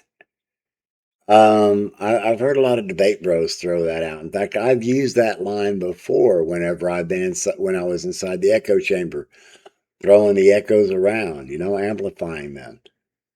Oh, we all know that, whatever, Big Mike's thingy. No, Michelle Obama. Anyway, Michelle Obama's a female, all right? Just putting that out there. And she's a brilliant woman at that. I've actually listened to her speak. Man. Anyway, moving on. A number of U.S. agencies were used as cover by covert operatives, and that AID could have been one of them sounds very likely to me. And the NIMH admitted to allowing USAID sounds likely to have been one of them. Trust me, bro. Go do your own research. Yeah, that's how I got out of your cult. Anyway. itself to be used for covert funding of MKUltra experiments in the 1970s when the operation was disclosed. Thank you. I now recognize Representative Burchett for 5 minutes. Thank you, Chair Lady. Thank you all for being here. I remembered when all the talk about MKUltra broke, and then they were talking about lawsuits, and there were lawsuits, and the CIA and the federal government said that this didn't exist, and then they came back and said, well, it does exist, and then, but we're not doing it anymore. I guess my question to y'all first is, which lie do we believe? Because, thank you. Obviously, there was an open bar before this thing started, so thank y'all. But Dr. Kinzer? Hit your mic, brother. You're not on the mic. It's an old CIA trick. I'm just kidding.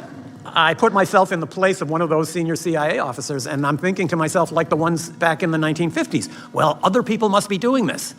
We'd be falling behind if we don't do it. And nobody's looking over our shoulders, and that, I think, is your job. So I think there is a definite air of urgency and total secrecy. If any current research is going on, and if it's conducted in any comparable level of secrecy to the original MKUltra, it's very deeply secret. But it one seems thing you said, though, it's going to be hard for Congress to act when they're so dadgum compromised. Let's just be honest. I mean, y'all are in the business of twisting ears and telling us things that we've done, and that sways a lot of people up here. Somebody doesn't want to wreck a marriage or their business or lose this glamorous job that we have. And so I suspect that has a lot of play into it. Sorry to interrupt you. What did that have to do with anything? What? Unless he's just making reference to smear campaigns and reference to hidden records, maybe? I don't know. I apologize. all I mean to say is that I think if there are such projects going on inside the U.S. government, there might be a sense that we can do this without any hostile supervision. What are the possibilities that what we've learned in MKUltra, now that it has advanced so much to algorithms and the computer and getting to loners, that some of these loners could, through this just mass propagation of whatever you're doing, could cause someone to maybe take a shot at a president?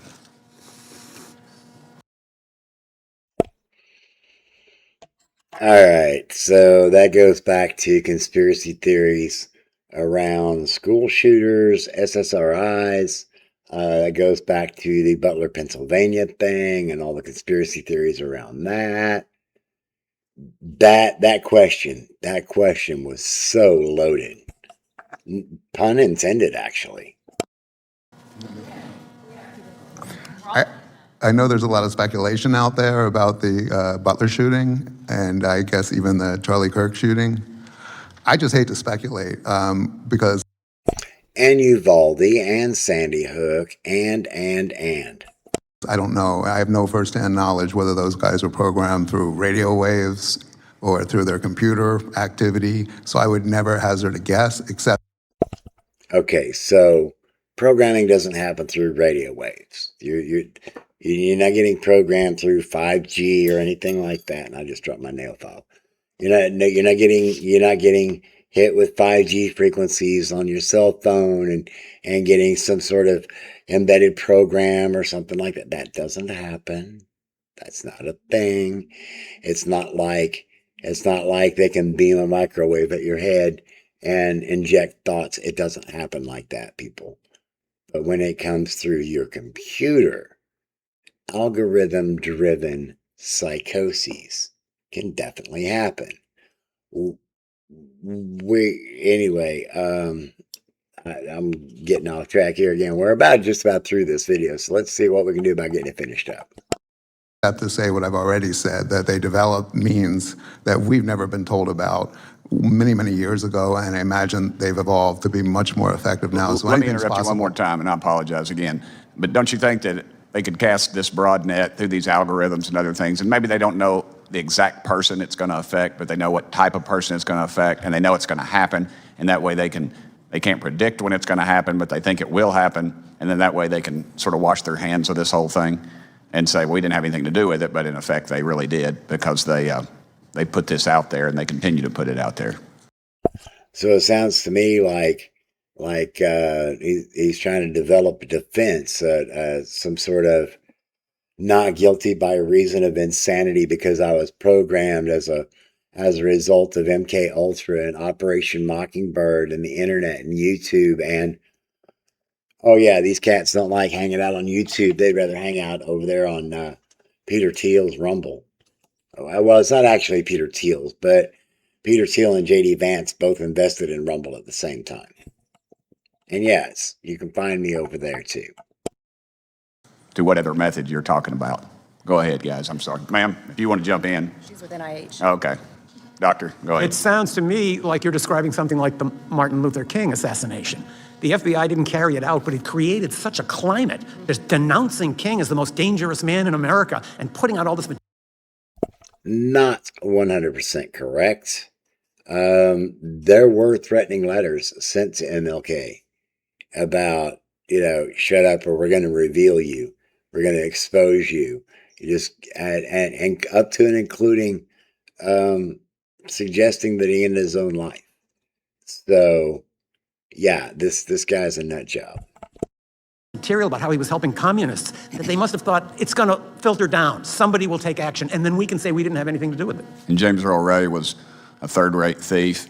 He made an incredible shot, 1 foot on a commode, 1 foot in a bathtub, leaning out of a window, basically. And the next day, or that afternoon, all the shrubbery was cut in front of the flop house he was staying in. There's a lot on that one that will never be discussed. I have some friends that were there, so I guess I'm on. Really? Really? Or do you just have some friends that claim to have been there? Just like when I was in MAGA, I knew a guy that claimed to have personal, not intimate, but personal contact, personal communication with a variety of alien species. And he genuinely believed it. Pretty close to firsthand knowledge, but yeah, I'm sorry. I'm probably going to get audited.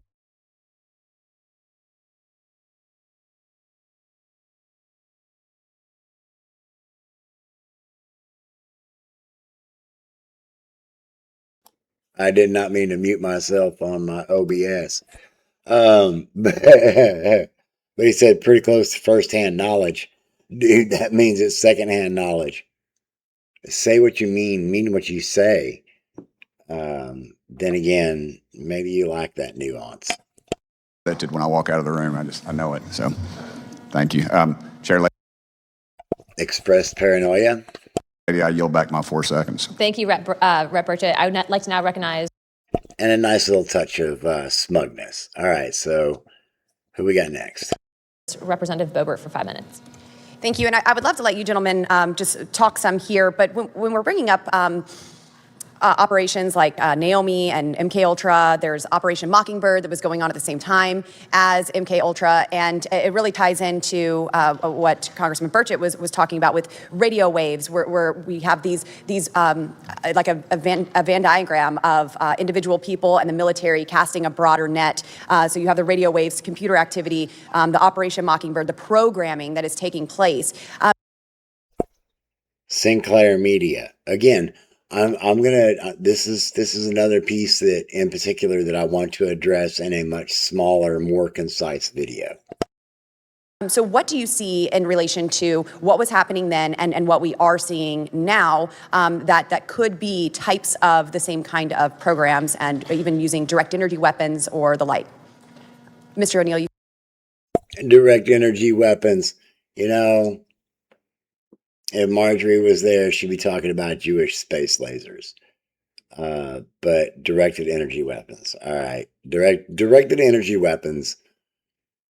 High-powered lasers. High-power sonic, like MRADs, high-power sonic weapons.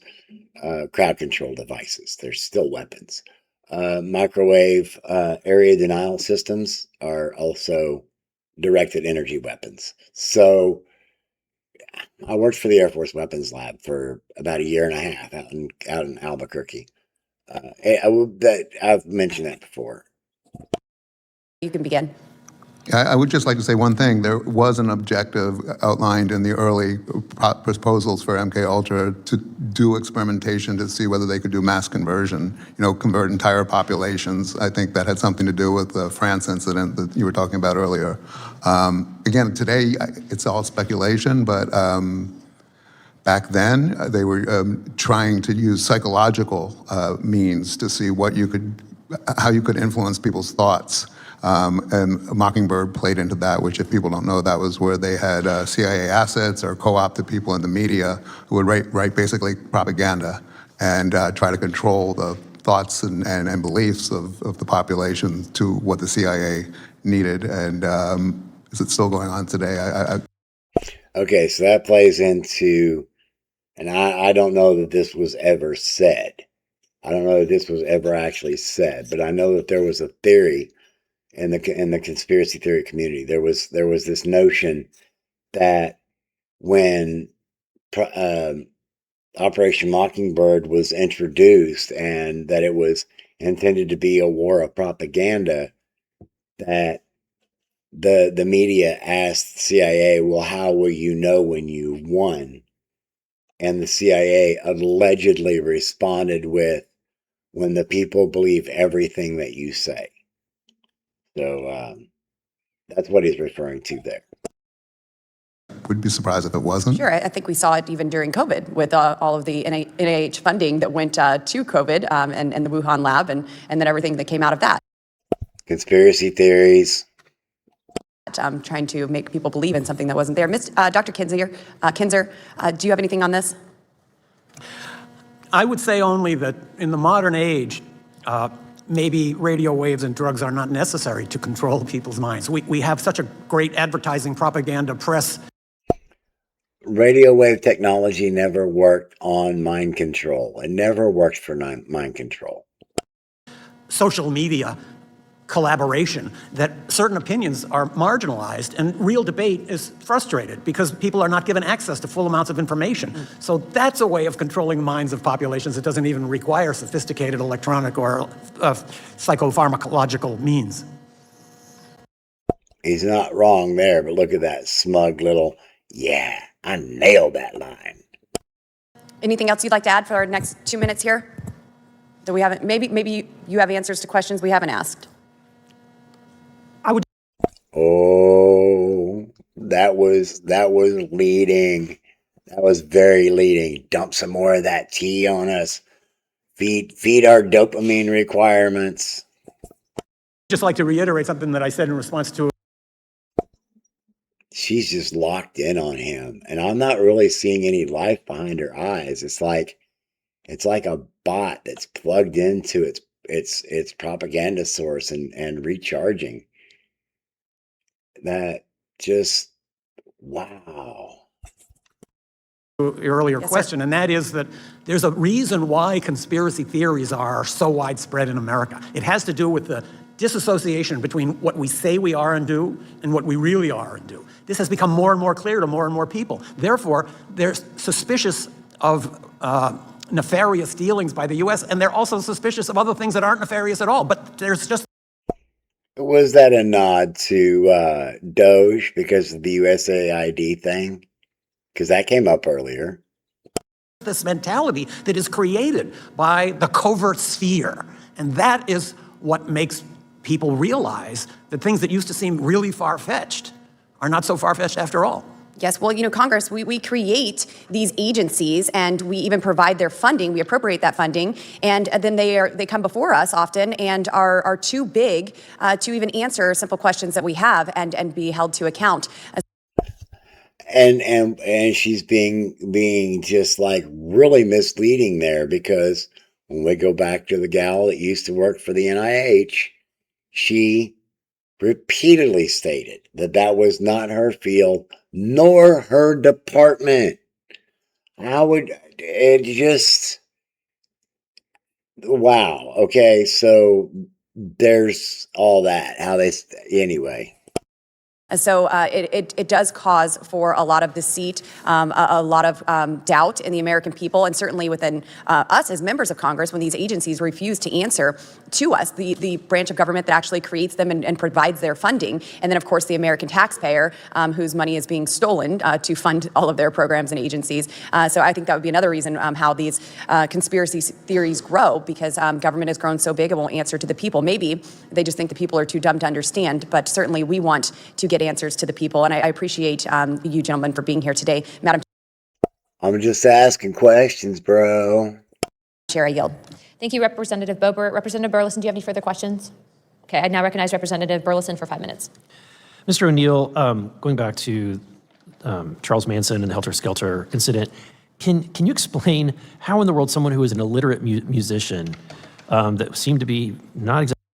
I'm not sure that there's evidence that Charles Manson was illiterate. In fact, I think there's quite the opposite. We can discuss that in another video, something a bit more concise. Exactly the brightest person somehow became a cult leader and was able to, inspire all of these individuals to do crazy things. Unfortunately, I spent 20 years trying to find out how that happened, and what I was able to prove was that from the moment Manson was released from federal prison in 1967, he violated his parole went to the Bay Area without permission and was immediately put under the supervision of a federal parole officer who basically gave him leniency as he gathered his group of followers, gave them drugs, dominated them, turned them into more or less subservient robots who would do anything he said. All that happened under the watchful eye of a parole officer named Roger Smith, who was also doing drug research at the same clinic that Jolly West had set up his operation to recruit subjects. Okay, so I'm just going to interject this here because, and we'll dive into it deeper later. It was more than just the drugs that Charles Manson was using. There was also the guided meditation, the group experiences while on acid, but also there was a whole lot of other dopamine going on. There was a whole lot of other stuff going on. There was a whole lot of sex going on. And that combination of pleasure chemistry created by the body mingled with the external chemistry, the lysergic acid being introduced into the system, and all that working together, and then being in a closed environment with just a repetitious rambling psychological narrative going on, it can lead people to some really wild what's the word, devotions, or choices in life to who they want to cash their chips in with, which hill do they want to die on. So that's just my little caveat at the moment in reference to MAGA and what they're saying, what these people are saying, and the lack of connectivity there. What they're trying to do is pin it on the Democrats. That's why they brought the NIH gal in, or the former NIH gal in, who's not even related to COVID, which is not even related to MKUltra, and the fact that there's no Democrats that are asking questions. Just summing all that up. How much do we have left of this? About 7 minutes playtime at 1 1/4 speed. So, yeah, let's just try to finish this up. All the way until 1969, when Manson finally ordered the murders that he was later convicted of, he had been arrested repeatedly for escalating crimes, beginning with petty thievery, stealing cars, and then rape, attempted murder, drug possession. Each time, not only wasn't he prosecuted, his parole wasn't violated. So the federal government, in some capacity, enabled him to do what he did and flourish until these crimes happened. And in my book, I make a case, and it's a theoretical case, that it was part of an operation called Chaos, also with the CIA, that we haven't talked about today because it really didn't have anything to do with drug research, but it was created to neutralize what the government believed was a revolution that was happening in America in the 60s, beginning with the anti-war movement and then the black militancy movement and the Panthers. So it's kind of a big stew of a cauldron of possibilities, and Manson emerged from all that when I don't think he should have. Yeah, it's fascinating that you have an individual, Jolly West, who was. Okay, so right there, that this guy is grasping at some straws that I'm not even sure exist. That's a new line of thinking to me in reference to this whole thing. But yeah, Jolly West was quite the character, and like I whispered in it earlier, he was L. Ron Hubbard's arch rival when it came to figuring out how to crack the person's mind to help them. Well, anyway, that's a whole nother subject. Was working with this parole officer.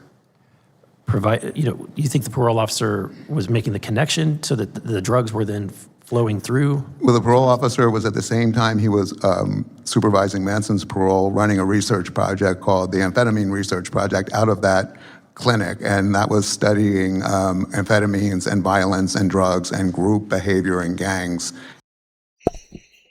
Okay, I'm gonna have to go really, bro, on that one.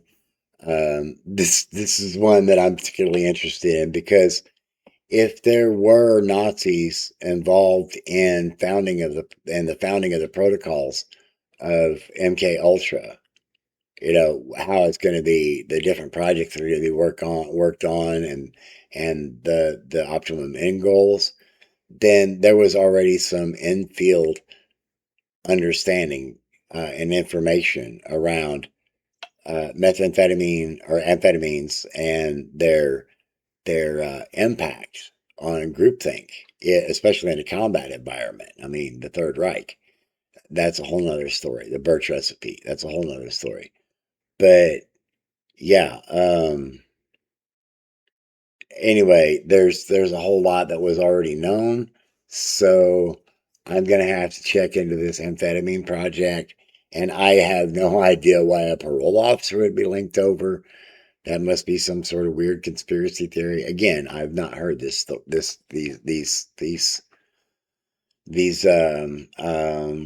thought streams before. In the Bay Area. Again, I hate to speculate. I mean, okay, so the Hells Angels were born in the Bay Area, and then there's the whole history there. But I want to address this particular aspect of his tale.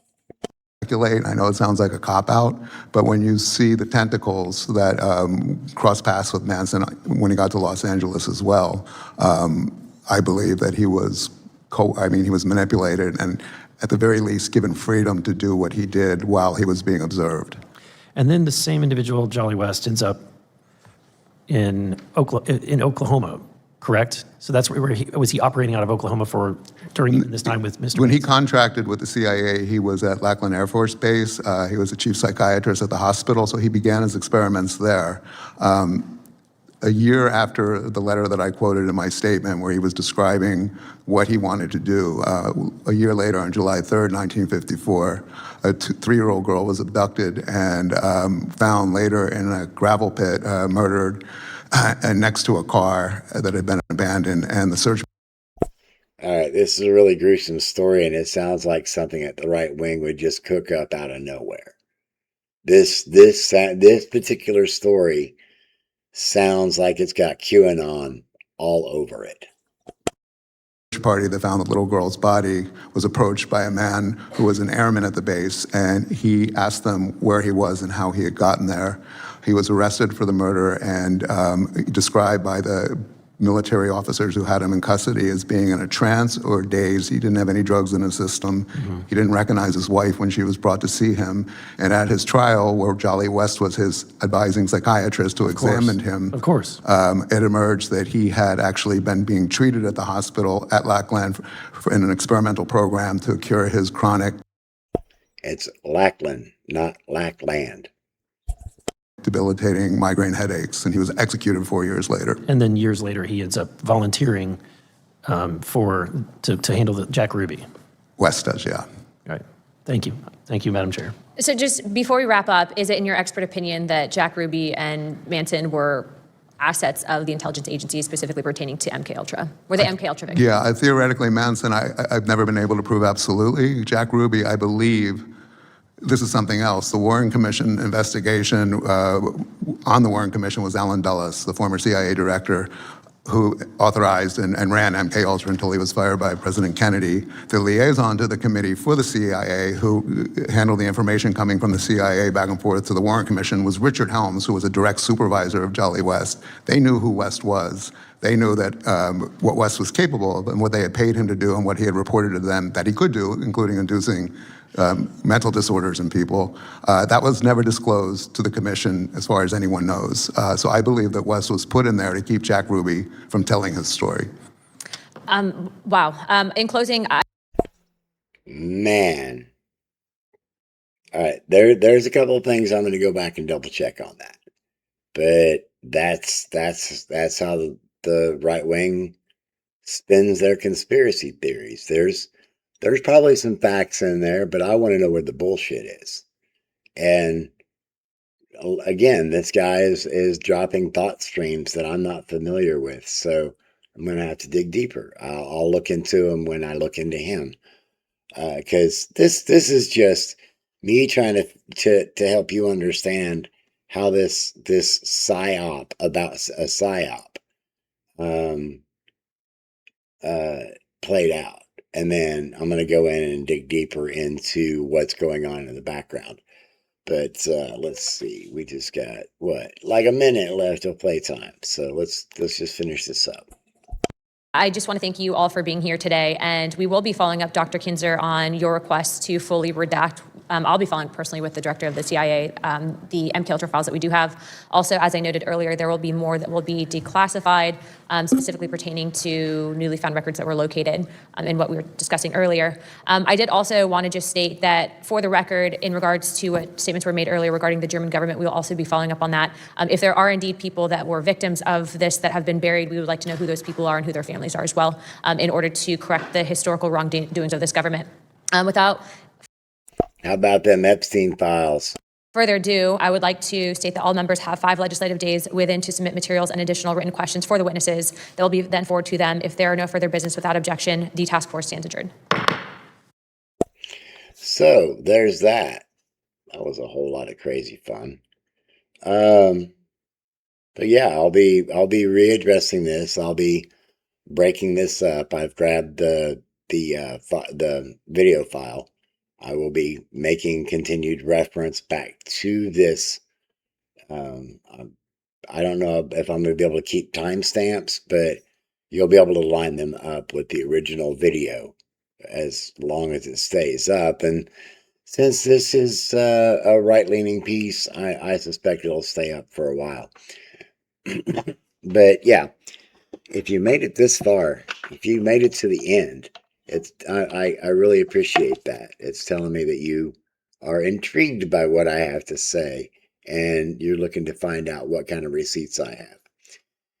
I appreciate that. If you're not subscribed, please go ahead and do that if you liked what I've got here, and if you're curious about what else I'm going to be bringing to the table. And if you like the video, please give it a thumbs up, drop a comment, ask questions. We'll carry on this conversation for a bit, I'm sure. But yeah, thanks for hanging out with me. And until the next video, please take care of yourself so you can help take care of others. Get the rest you need. Try to get those fluids that you need. And please remember, mental health matters. Everybody wants to